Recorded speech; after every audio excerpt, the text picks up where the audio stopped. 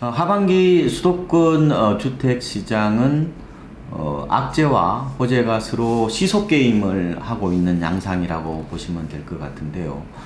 일단 한국은행이 기준금리를 낮추면서 대출금리가 낮아지고 전반적으로 주택 거래에 숨통이 트이는 효과 이 정도를 예상해 볼 수 있는데, 또 한편으로는 금리 인하에 맞춰서 이 부동자금들이 또 부동산으로 유입될 가능성이 또 있다 보니까 정부가 각종 규제책을 내놓을 가능성이 있죠. 특히 민간 택지에 대한 분양가 상한제가 지금 핫 이슈가 된 상황인데, 원래 이제 강남 재건축 아파트 단지들의 후분양을 차단하기 위해서 이 분양가 상한제를 도입하는 것이지만, 이게 강남 재건축만 해당되는 게 아니라 경기의 일부 과천이라든지 혹은 광명이라든지 안양이나 이런 지역도 해당될지를 최종 입법안을 봐야 되거든요. 그래서 그런 불확실성도 있고, 또 대출 규제가 심한 측면, 그리고 인천 경기의 입주 물량이 올해 한 15만 가구가 넘거든요. 네. 그래서 지금 3년 연속 계속해서 입주 물량이 쏟아지는 상황이어서 그 누적치들이 상당한 상황입니다.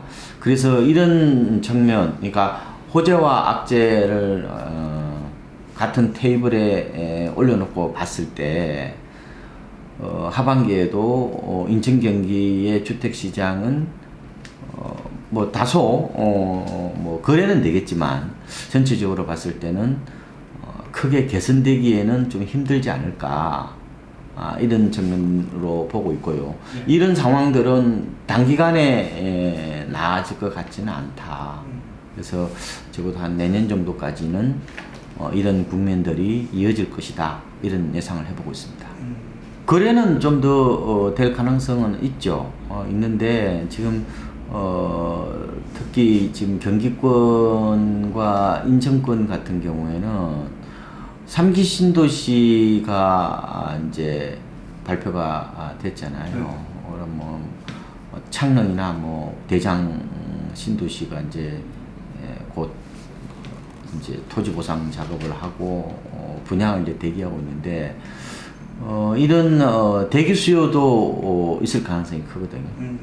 그러면은 소비자 입장에서는 집을 사기보다는 전세로 좀 눌러앉을 가능성이 있거든요. 왜냐하면 분양받는 게 훨씬 더 유리하다고 판단할 수가 있기 때문에, 이런 측면들을 감안해 보면은 경기 인천의 집값이 하반기에 그냥 보합세나 아니면 강보합세 정도로 예상을 하고 있지만, 그러면 내년이라고 그래서 그러면 크게 달라질 것이냐라고 봤을 때는 크게 떨어질 가능성은 높지 않지만, 그렇다고 해서 크게 또 오르기는 힘든 약간 박스권 형태의 장세가 되지 않을까, 이런 예상을 해보고 있습니다. 다만 이 지역에 따라 좀 차이가 크거든요. 인천 경기가 워낙 큰 땅이잖아요. 그래서 입주 물량이 많은 지역들은 좀 더 약세가 나타날 것이고, 기업체가 몰려온다든지 아니면은 개발 재료가 있는 곳, 이런 곳들은 이제 강보합세를 유지해서 지역에 따라 약간 울퉁불퉁한 그런 모습들이 나타나지 않을까 예상을 하고 있습니다. 지금 대출 규제 같은 경우나 아니 분양가 상한제는 모든 지역에 해당되는 것이라기보다는 규제 지역에 집중적으로 적용이 되는 거죠. 가령 대출 규제 같은 경우는 이제 투기 과열 지구에서는 이 집값 보통 낼 때 LTV라고 그래서 주택담보 인정 비율이 40%고 무주택자가 50% 적용을 받잖아요. 그럼 경기도에서 투기 과열 지구가 어디냐는 거예요. 투기 과열 지구가 그러면은 과천하고 하남하고 광명하고 그다음에 분당하고 판교 해당되는 거지 않습니까? 네네. 그럼 대출 규제는 거기에만 집중되는 거죠. 가령 그러면은 뭐 수원이나 아니면은 뭐 광주나 뭐 평택이나 파주나 김포 이런 데는 해당이 되지 않는 거죠. 그렇죠. 그렇잖아요. 그리고 분양가 상한제도 지금 뭐 막상 이제 입법안을 봐야 되겠지만 이것은 나오게 된 배경이 강남 재건축이 원래는 선분양을 이제 많이 했었죠. 근데 이제 이런 이제 허그 통제를 받지 않기 위해서 이 후분양으로 이제 돌아선 거잖아요. 근데 이걸 이제 차단하기 위해서 결국 그러면은 분양가 상한제를 적용하니까 이렇게 되면은 이제 재건축 단지들이 후분양을 하지 않고 선분양으로 다시 되돌아가는 경우들이 많이 생길 거예요. 근데 과연 적용 범위를 어디까지 할 것이냐가 관건이겠죠. 그래서 지금 분양가 상한제를 한다고 했을 때 과연 옛날처럼 옛날 주로 이제 2007년도에는 수도권 그때 대부분 지역에서 했던 거잖아요. 그래서 그때 당시에 뭐 고향 식사나 덕이지고 이런 경우 밀어내기를 많이 했잖아요. 근데 지금은 그런 상황은 아닌 것 같단 말이에요. 그러니까 범위가 굉장히 제한적이라는 거죠. 그러니까 강남 재건축의 후분양을 선분양으로 어떻게 보면 이렇게 돌리기 위해서 나오는 카드로 볼 수가 있는데, 그러면 인천 경기는 사실상 그 사정거리에서 조금은 벗어나 있는데, 다만 그 중에서 지금 후분양을 할 수 있는 이런 단지들 있잖아요. 과천 같은 데라든지.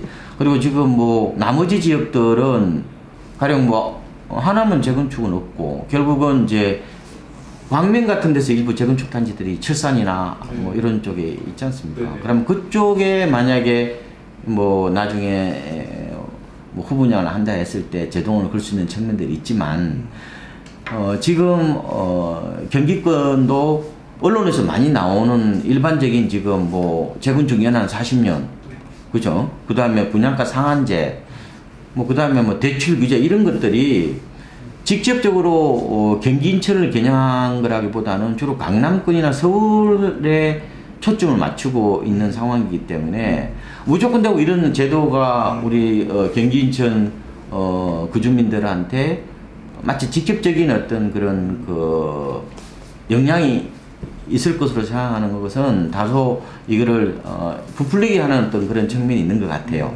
그래서 지금은 제도 자체를 보는 게 아니라 이 제도가 어디에 지금 시행이 되고 있는지에 대한 이는 좀 디테일한 어떤 그런 제도적인 어떤 그 적용 있잖아요.